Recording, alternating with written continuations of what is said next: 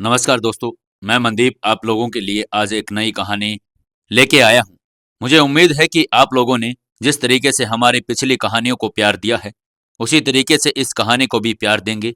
दोस्तों, हमारी इस कहानी का नाम है नफरत की मोहब्बत। आप लोग जब भी इस कहानी को सुने तो इसे शेयर करना ना भूलिएगा। आप लोगों ने जिस तरीके से सपोर्ट हमारी पिछली कहानियों को किया है, मैं चाहता हूं कि इस कहानी को भी उतना ही प्यार और उतना ही सपोर्ट मिले। तो आप इसे जरूर से जरूर जितना हो सके उतना शेयर जरूर कीजिएगा और सुनने के बाद एक प्यारा सा कमेंट करके हमें जरूर बताइएगा कि आपको यह कहानी कैसी लगी। तो दोस्तों, नफरत की मोहब्बत के पहले एपिसोड में आपका स्वागत है। चलिए शुरू करते हैं कहानी। निगाहें तो बस जरिया है इजहार का, जरा मेरे दिल में झांक कर तो देख, दरिया है प्यार का। एक शहर के रईसी इलाके में सुबह सुबह एक 2 मंजिला घर में एक औरत आईने के सामने बैठी नव्या अपने सुंदर से लंबे काले बालों की चोटी बना रही थी। वो धीमे धीमे मुस्कुराते हुए कोई प्यार भरा नगमा गुनगुनाए जा रही थी। नव्या अपनी ही मदहोशी में मगन थी, तभी अचानक से पीछे में कमरे में कोई घुस गया। वो आहट से पहचान सकती थी कि वो कौन था।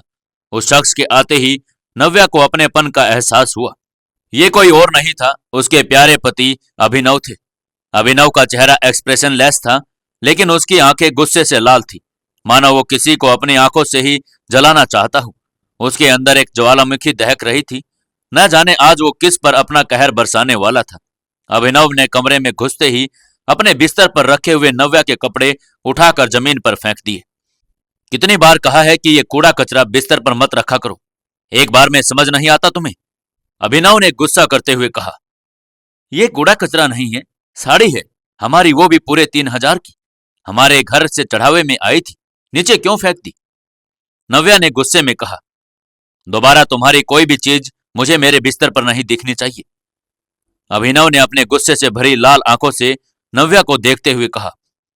और अगर दिख गई तो क्या करेंगे आप? नव्या अपनी मोटे मोटे आंखों की पलके चमकाती हुई बोली। हालांकि नव्या को अभिनव से डर लग रहा था, लेकिन उसने अपने डर पर काबू किया और अपनी हिम्मत को इकट्ठा करके आखिर में बोल ही दिया।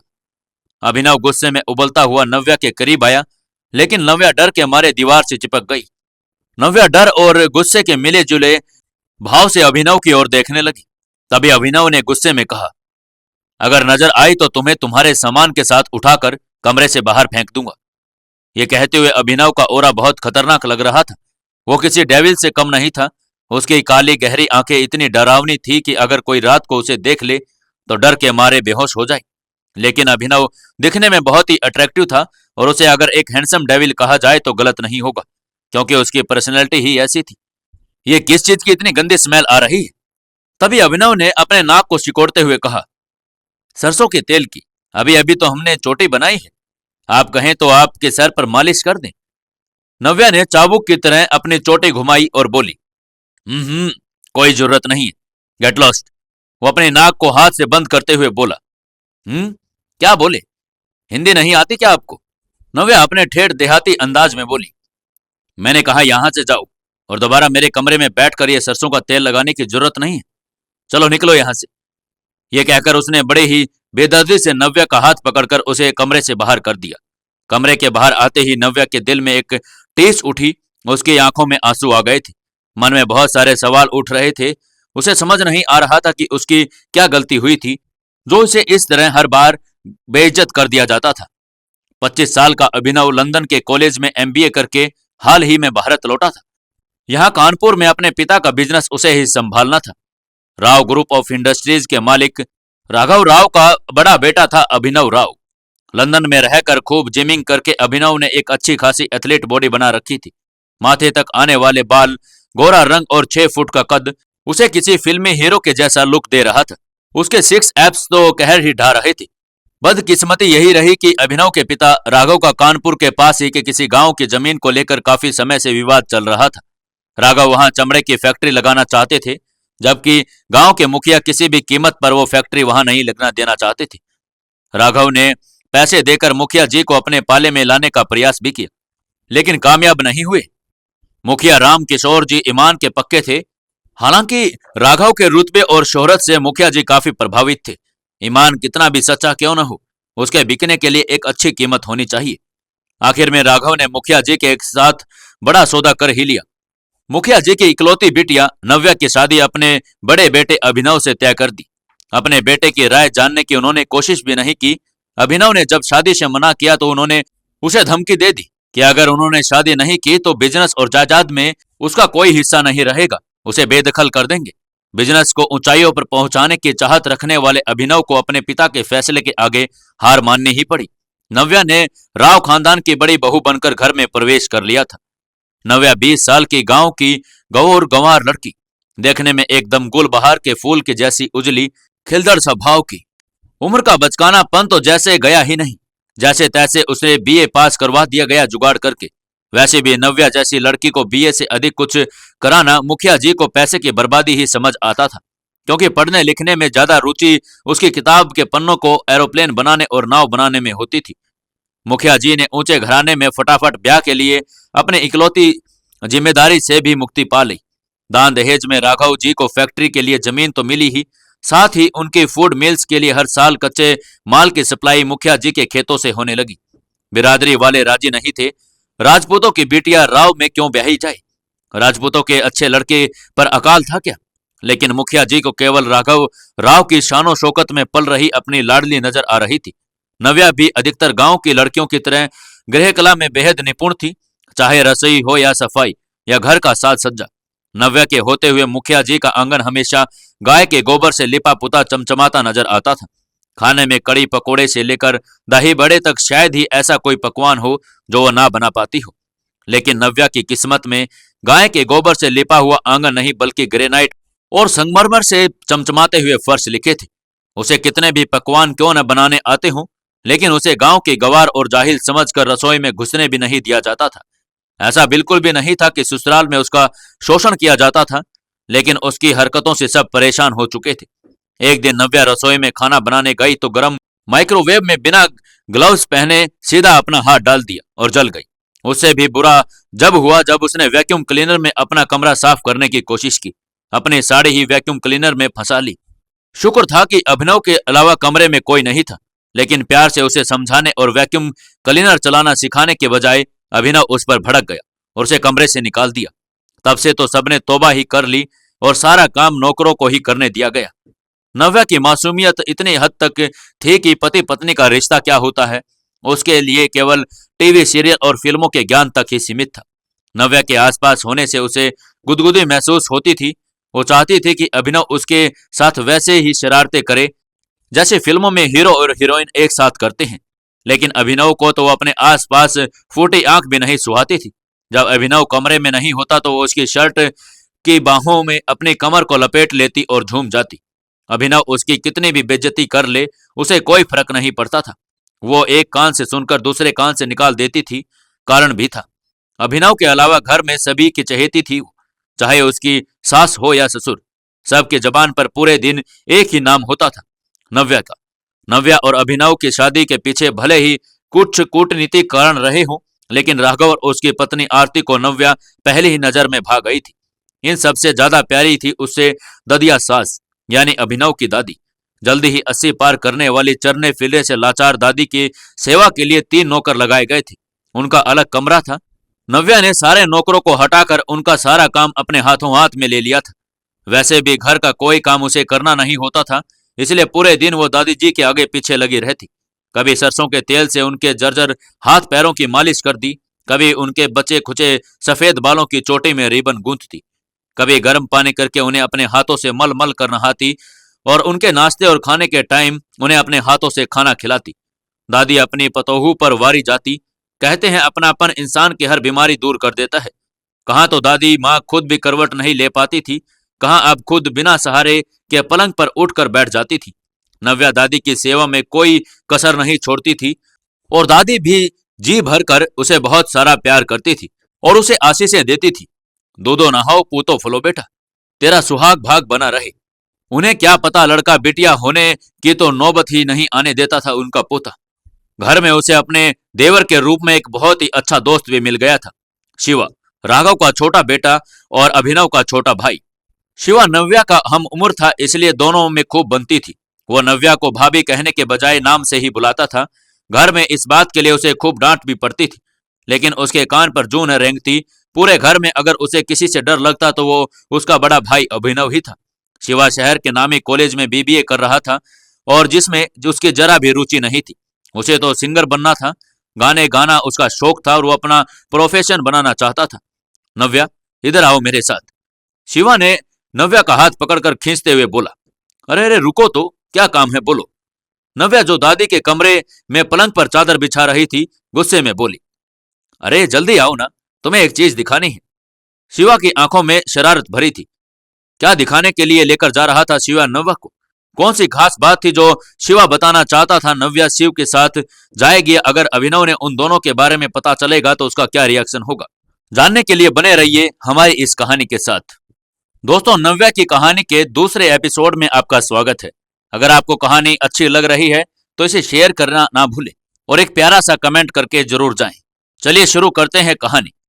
नव्या शिव के साथ उसकी बात सुनकर बाहर जाती है, तब अचानक ही शिवा फुर्ती से पहले ही घोलकर तैयार किए हुए रंग को नव्या के ऊपर फेंक देता है और बड़ी मुस्कुराहट के साथ नव्या को कहता है, हैप्पी होली नव्या की बच्ची। ये कहते हुए जैसे शिवा नव्या को देखता है तो वो चिल्ला पड़ता है और खुशी में अपने दांत दिखाते हुए बोला, अरे वाह, तुम तो गुलाबी चुड़ैल लग रही हो एकदम। ये कहकर शिवा जोर जोर से हंसने लग जाता है। नव्या, जो गुलाबी रंग की भूत बनी खड़ी थी, वो गुस्से में शिव को ही घूरे जा रही थी, मानो वो उसे आंखों से ही खा जाना चाहती हो। नव्या ने अपने निचले होठ को हल्का सा काटते हुए अपने गुस्से को कंट्रोल किया और बोली, अच्छा, तुम बच जाओगे क्या? रुको जरा बताती हूं तुम्हें, यहीं खड़े रहना। तुम्हें भोले बाबा की कसम, आज मैंने तुम्हें धूल नहीं चटाई तो मेरा नाम भी नव्या नहीं। ये कहती हुई नव्या रंग की बाल्टी उठाकर शिवा की तरफ दौड़ी। तभी शिवा पोर्च की तरफ भागा और नव्या ने भी तेजी से रंग की बाल्टी उठाकर शिवा की तरफ फेंकी। अरे ये क्या? शिवा तो साफ साफ बच गया, जबकि पोर्च में ऑफिस जाने के लिए तैयार खड़े प्यारे पतिदेव रंग से नहा लिए। नव्या तो काटो खून नहीं, बेचारी आंख मूंद मूंद कर ऐसी खड़ी हो गई थी जैसे शेर की पूंछ पर पैर रखने के बाद कोई नन्हा सा हिरन का बच्चा अपनी मौत के इंतजार में आंख मूंद लेता है। इस समय नव्या का चेहरा बिल्कुल पीला पड़ चुका था और बस एक टक अभिनव को देखे जा रही थी। नव्या की तरफ पीट करके खड़ा अभिनव किसी से फोन पर बात कर रहा था। इससे पहले कि वो पलटकर नव्या को देख पाता, शिवा ने आकर नव्या के हाथों से रंग की बाल्टी छीन ली। ओ भैया, बुरा न मानो, होली है, शिवा ने लड़खड़ाती हुई आवाज में अभिनव से कहा। नव्या पर बरसने वाले अंगारे अब शिवा का तोप के गोलों की तरह गिर रहे थे। नव्या अपने आप में सिमटी हुई अपने पति का गुस्सा देखे जा रही थी। नव्या का भीगी बिल्ली जैसा चेहरा देखकर वो समझ गया कि रंग शिवा ने नहीं बल्कि नव्या ने फेंका है और इसलिए नव्या का गुस्सा उसने शिव पर निकाल दिया और धड़धड़ाते हुए अपने कमरे में चला गया। नव्या बेचारी शिवा को लाचार निगाहों से देख रही थी। शुक्रिया मेरी आफत अपने सर पर लेने के लिए, नव्या ने कहा। नव्या अपना छोटा सा मुंह लेकर लिपि पोती ही अपने कमरे में नहाने के लिए चली गई। बाथरूम में अभिनव था तो रगड़ रगड़ कर खुद पर गिरे रंग को अपने ऊपर से हटा रहा था। तभी वो सिर्फ एक तौलिए में बाथरूम से निकला। सामने जमीन पर नव्या बैठी हुई बाथरूम खाली होने का इंतजार कर रही थी। अभिनव को बिना कपड़ों में देखकर नव्या ने अपनी नजरें झुका ली। अभिनव को कुछ फर्क नहीं पड़ा, वो वैसा ही सड़ा सा मुंह बनाए अपनी वार्डरोब के से कपड़े निकालने लगा। नव्या ने चोर निगाहों से अभिनव को घूरना शुरू कर दिया। हाय, क्या जहर लग रहे हैं आप, एकदम बिल्कुल किसी फिल्मी हीरो की तरह। आपकी आंखें, आपके बाल, आपके मस्कुलर बॉडी और आपका डेविल जैसा लुक किसी भी लड़की को अपनी आंखों से ही घायल करने के लिए काफी है। सांवरिया फिल्म के रणबीर कपूर जैसे। बस जरा गुस्सा कम किया करें। तभी उसने मन में सोचा, मग्न अपनी धुन में रहे रहे मोरे सैया, पग पग लिए जाऊं तोहरी बलैया। यह कहते हुए मुस्कुराते हुए अभिनव को ही देखे जा रही थी। जब अभिनव ने देखा कि वो उसे ही घूर रही है तो उसने गुस्से में बोला, अब क्या सारा दिन मेरी शक्ल देखने का ही इरादा है? नहाने क्यों नहीं जाती? एक तो वैसे ही सारा फ्लोर गंदा कर दिया तुमने, नहाकर इसे तुरंत साफ करो। और हाँ, काम जल्दी से जल्दी हो जाना चाहिए।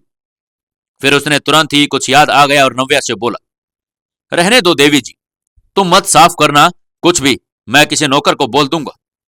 नव्या अभिनव की बात सुनकर चुपचाप उठकर नहाने चली गई। जाते वक्त उसके मन में खुशी और उदासी दोनों के मिले जुले भाव थे। एक तरफ अभिनव को देखकर खुश हुए जा रही थी तो दूसरी तरफ उसके गुस्से को देखकर नव्या मन ही मन उदास थी। आज होली थी। नव्या ने अपनी सासू माँ के साथ मीठी मीठी बातें करके उनसे गुजिया बनाने की परमिशन ले ली, लेकिन साथ में शर्त थी कि वो सब कुछ सिर्फ नौकरों की देखरेख में ही करेगी। ये सुनते ही नव्या खुशी के मारे उछल पड़ी। उसकी अपने ससुराल में पहली होली थी। नव्या के मायके से भर भर के सुकून भेजा गया था।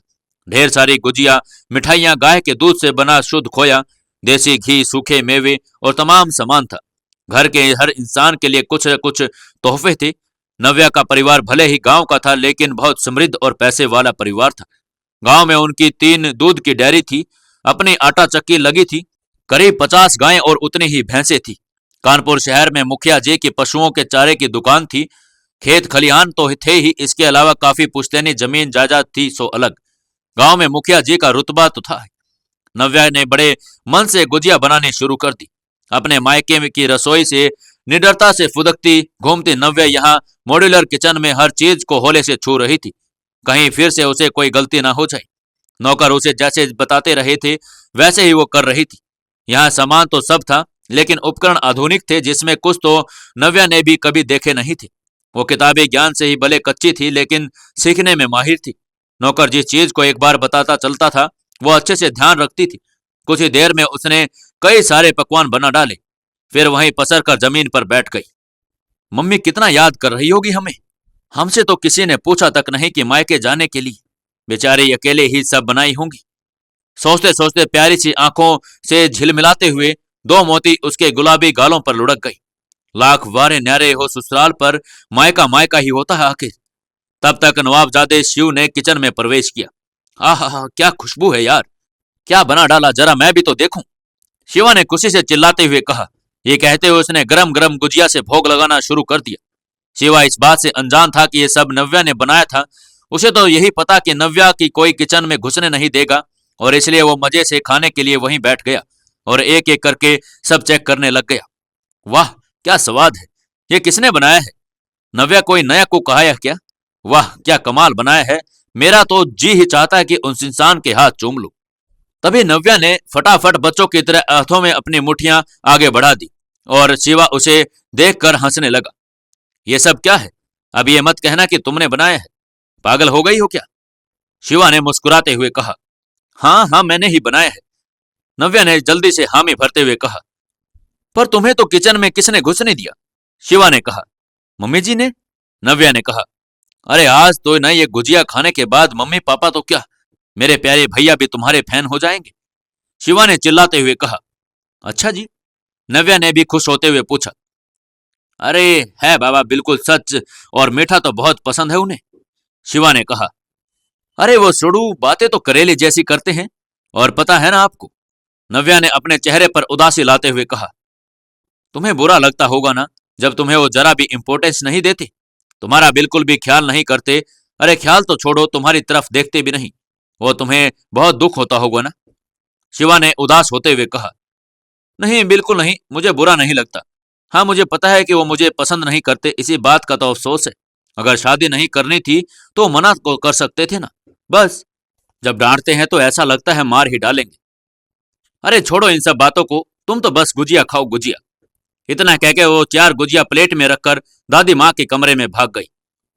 रात में घर का माहौल ही अलग था। सबके जुबान पर नव्या की गुजियों के स्वाद की तारीफ थी, सिवाय अभिनव की। वैसे तो सबकी नजर बचाकर 56 गुजिया साफ कर चुका था वो, लेकिन नव्या की तारीफ कैसे करता? उस गवार की तारीफ तो उसे अपनी बेइज्जती महसूस होती थी ना। डिनर के बाद सब अपने अपने कमरे में चले गए। नव्या भी अभिनव का अपने कमरे में काफी देर से इंतजार कर रही थी। अभिनव जब काफी देर तक कमरे में नहीं आया तो नव्या ने बाहर नौकरों से पूछा, छोटे मालिक कहाँ है? ऊपर बार में है, यह कहकर नौकर जाने लगा। क्या कहा आपने, कहाँ है वो? नव्या ने फिर से पूछा। ऊपर बड़े मालिक के साथ बार में बैठे हैं, यह कहता हुआ नौकर नीचे चला गया। नव्या सीढ़ियों के ऊपर गई तो ऊपर का नजारा देखकर हैरान रह गई। एक बड़े से हॉल में कांच का गोल काउंटर बना हुआ था, जिसमें तमाम महंगी से महंगी और पुरानी से पुरानी शराब की बोतलें रखी हुई थी। काउंटर के पास पड़ी सोफा नुमा बड़ी सी कुर्सियों पर अभिनव और उसके पिता राघव बैठे हुए जाम लगा रहे थे। यही एक जगह थी जहां अभिनव अपने पिता के साथ कुछ देर बात कर लेता था, वरना जब से उन्होंने नव्या से शादी कराई तो वो अपने पिता से सीधे मुंह बात भी नहीं करता था। घोर कलयुग। नव्या ने अपने दोनों हाथों और कानों से छुटी हुई बोली, बाप बेटा एक साथ बैठकर जाम छलका रहे हैं। अरे हमारा कोई भाई होता ना तो ऐसे करता तो पिताजी उसे बैट से पीटते। बैट का नाम लेते ही नव्या को अपने गांव की सहेली रिंकी और मोनी की याद आ गई। रिंकी की शादी को 3 महीना भी नहीं हुआ था। जब मायके आई तो उसने बताया कि उसका आदमी रोज शराब पीकर आता है, उसे बेल्ट से खूब पीटता था। मोनी का भी यही हाल था। मोनी उसकी अम्मा को बता रही थी कि चाची, ये शराब तो अच्छे खासे इंसान को भी हवन बना देती है। उसका पति तो बिना किसी बात से ही उस पर थप्पड़ों की बारिश कर देता है। तभी मोनी आगे कहती है कि क्या करें चाचा, ऐसे इंसान के साथ जीना तो एक पल के लिए भी मुश्किल हो गया है हमारा। मासूम नव्या देखकर कांप गई थी। अगर इन्होंने भी यही किया तो? रिंकी की तो लव मैरिज थी, तो उसका पति इतनी कुटाई करता है, यहां तो शुरू से ही इन्होंने हम पर तलवारें तान रखी है। अगर आज मुझे पीट भी दिया तो? डर के मारे उसके पसीने छूटे जा रहे थे। अचानक उसकी नजर अभिनव के कमर पर बंधी प्योर लेदर की काली चिकनी बेल्ट पर पड़ गई। उसने डर के मारे अपनी आंखें ही मूंद ली और दंदनाती हुई अपने कमरे में चली गई। इधर बार में राघव अभिनव के नए प्रोडक्ट की लॉन्चिंग पर डिस्कस कर रहे थे। राघव कहता है, 3 दिन की डेट फाइनल की है मैंने। तीनों प्रोडक्ट्स हम एक ही इवेंट में लॉन्च कर देंगे। मीडिया को भी इनवाइट कर दिया गया है, इसलिए पूरा परिवार वहां हो तो ज्यादा अच्छा रहेगा। अभिनव जो अपने गिलास में बर्फ के टुकड़े डाल रहा था, वो अपने पिता की तरफ देखकर बोला, पूरा परिवार होगा? लेकिन अगर आपके परिवार की परिभाषा में वो देहाती भी है तो आई एम सॉरी, उसे लेकर मैं कहीं नहीं जाऊंगा, किसी भी इवेंट में तो बिल्कुल भी नहीं। अब तुम्हारी पत्नी है वो, थोड़ा रिस्पेक्ट दिया करो उसे, आखिर वो भी अब इस घर की बहू है, राघव ने कहा। तभी अभिनव गुस्से से गिलास टेबल पर पटकता हुआ उठ खड़ा हुआ। आप मेरी शादी उससे जबरदस्ती करवा सकते हैं, लेकिन रिश्ता जबरदस्ती नहीं बनवा सकते। कोशिश भी मत करिएगा। आपकी बहू है, आप साथ लेकर जाइए, मैं अपनी बीवी बनाकर उसे कहीं नहीं लेकर जाऊंगा। यह कहकर अभिनव 4-5 गिलास एक ही सांस में गटक गया और गुस्से से पैर पटकता हुआ अपने कमरे में चला गया। वो भयंकर नशे में था और उसकी आंखें गुस्से से लाल थी। वो बिस्तर पर धड़ाम से गिर गया। तभी उसकी नजर सामने सोफे पर गई। उसकी आंखें सही से खुल भी नहीं पा रही थी। उसे लगा सामने सोफे पर कपड़ों का पहाड़ सा बना हुआ है। ये औरत क्या क्या करती रहती है मेरे कमरे में रहकर। इतनी बेतरतीबी से कपड़े सोफे पर फहरा रखे हैं और जरा भी चिंता नहीं है इसे। यह कहते हुए वो धीरे से उठा और लड़खड़ाता हुआ सोफे की ओर बढ़ने लगा। उसे लगा कपड़ों का ढेर हिल रहा है। वो गौर से देखने लगा और एक एक कपड़ा हटाने लगा। आखिर में एक मोटी सी ब्लैंकेट उसने जोर से खींची तो अंदर डर से कांप रही नव्या बैठी थी। तुम यहां क्या कर रही हो? अभिनव ने आंखें खोलकर उसे देखने की कोशिश कर रहा था। इस समय अभिनव बहुत ही गुस्से में था और गुस्से में उसकी आंखें लाल हो चुकी थी। नव्या उसके गुस्से से भरे चेहरे को देखकर डर से कांपने लगी। क्या जवाब देगी नव्या अभिनव को? क्या नव्या और अभिनव एक हो पाएंगे? क्या नव्या को उसके जीवन की सारी खुशियां मिल जाएगी? अब गुस्से में अभिनव नव्या के साथ क्या कर देगा, जानने के लिए जुड़े रहिए हमारी इस कहानी के साथ। दोस्तों, अगर आपको कहानी अच्छी लग रही है तो इस वीडियो को लाइक करें, चैनल को सब्सक्राइब कर लें, कमेंट करके जरूर बताएं कि आपको यह कहानी कैसी लगी।